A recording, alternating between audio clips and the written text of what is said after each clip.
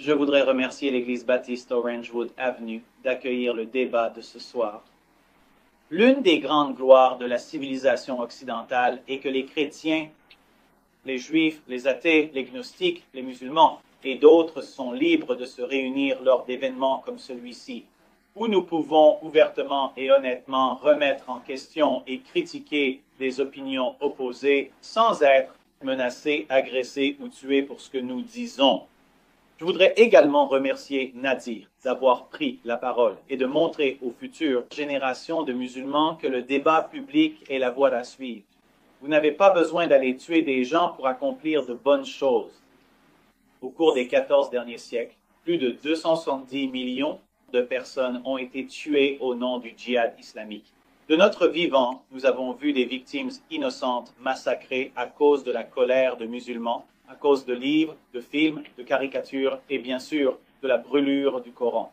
Les musulmans ont mené près de 18 000 attaques terroristes depuis le 11 septembre et partout où nous regardons, nous trouvons des organisations musulmanes et non musulmanes qui travaillent sans relâche pour faire taire les critiques de l'islam. Les Nations Unies, l'Organisation de la coopération islamique, le CAIR, la Société islamique d'Amérique du Nord, le Cercle islamique d'Amérique du Nord, le département de police de Dearborn, le département de police, ainsi que diverses organisations et personnalités médiatiques ont uni leurs forces avec les talibans, révolution musulmane et des meurtriers comme Mohamed Goulieri, qui a assassiné le cinéaste néerlandais Theo van Gogh.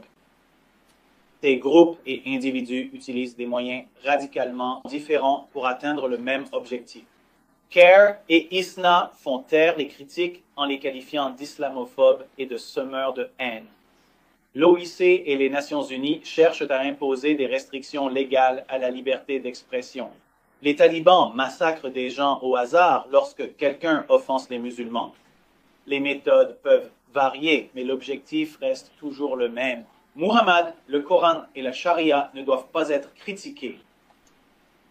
C'est pourquoi il est rafraîchissant de partager la scène avec un musulman comme Naguier, qui est prêt à défendre ses convictions en public sans menacer de recourir à la violence. Le sujet qui nous occupe est le suivant. L'islam encourage-t-il la violence envers les non-musulmans? J'avoue que je ne me souviens pas avoir déjà débattu d'un sujet aussi simple et direct que celui-ci. Habituellement, les sujets de débat nous laissent une certaine marge pour un désaccord raisonnable, mais les sources musulmanes sont parfaitement claires sur cette question. Revenons au verset préféré de Naguier, la sourate 9:29 du Coran, qui dit très simplement « Combattez ceux qui ne croient pas en Allah ». Regardons-le de plus près dans quelques instants. Réfléchissons-y.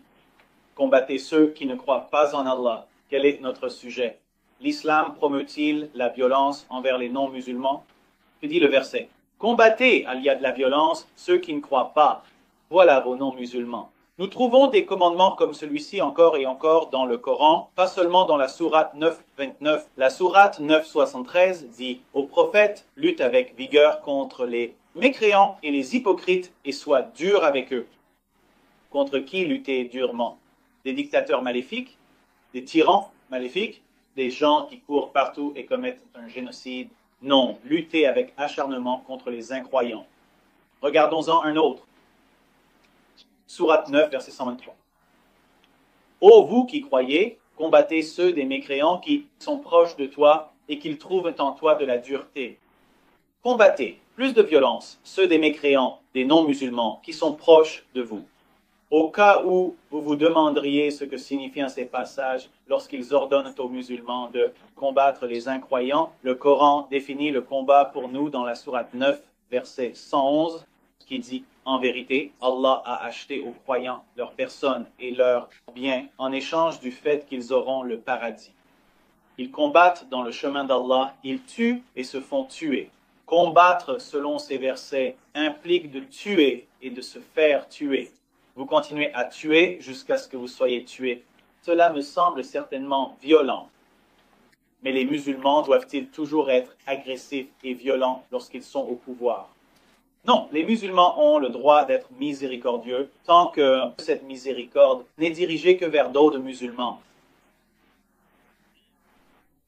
La sourate 48-29 déclare « Muhammad est le messager d'Allah, et ceux qui sont avec lui sont durs envers les mécréants et miséricordieux entre eux. » Les musulmans, par définition, selon le Coran, sont durs envers les mécréants, les non-musulmans et miséricordieux entre eux.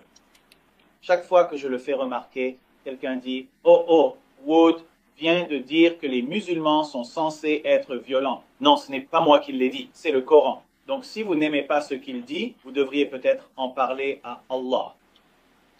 Maintenant, nous savons tous par expérience que malgré ce que dit le Coran, la plupart des musulmans n'ont jamais fait de mal à qui que ce soit et n'essaient pas de nous tuer. Mais comment les musulmans peuvent-ils être pacifiques alors que le Coran leur ordonne clairement de combattre? Eh bien, heureusement, pour ceux d'entre nous qui ne veulent pas être massacrés, la grande majorité des musulmans vivent bien mieux que ce que leur religion leur demande de vivre. Leurs amis musulmans n'ont probablement jamais lu les versets dont nous parlons, et même s'ils l'ont fait, ils les ont très probablement réinterprétés. Donc je ne veux pas que quelqu'un parte d'ici en pensant que puisque l'islam ordonne aux musulmans d'être violents, tous les musulmans sont violents. Je dois cependant souligner que les musulmans véritablement pacifiques sont en complet désespoir. Violation totale et absolue des commandements d'Allah. Vous voyez, l'islam ne permet pas aux musulmans de réinterpréter les commandements clairs d'Allah. En fait, l'islam bloque la réinterprétation de ces passages violents de deux manières.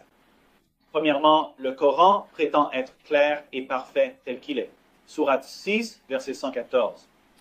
Devrais-je chercher un autre juge qu'Allah? Bien, j'aimerais remercier tout le monde d'être venu à ce débat.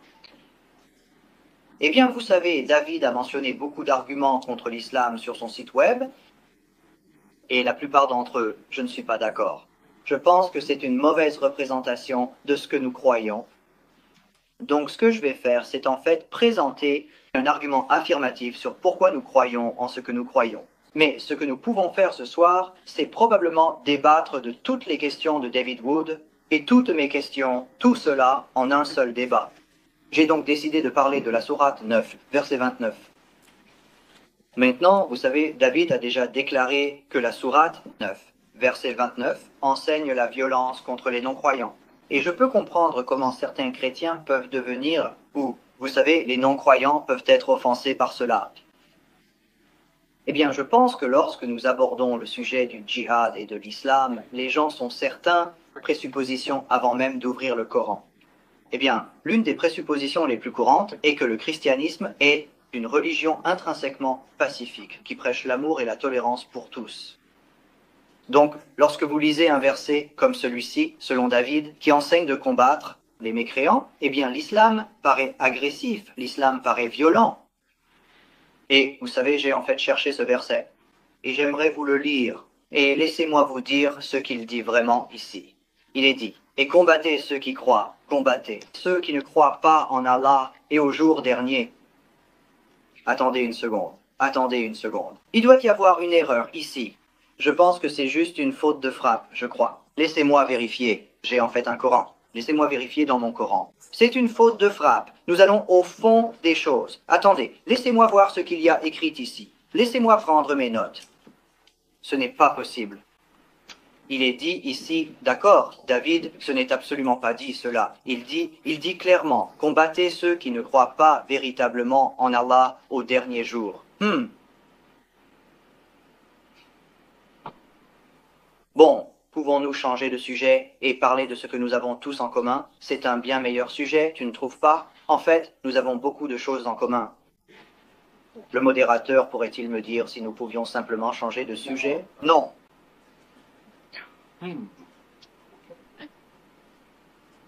Combattez ceux qui ne croient pas en Allah au jour dernier.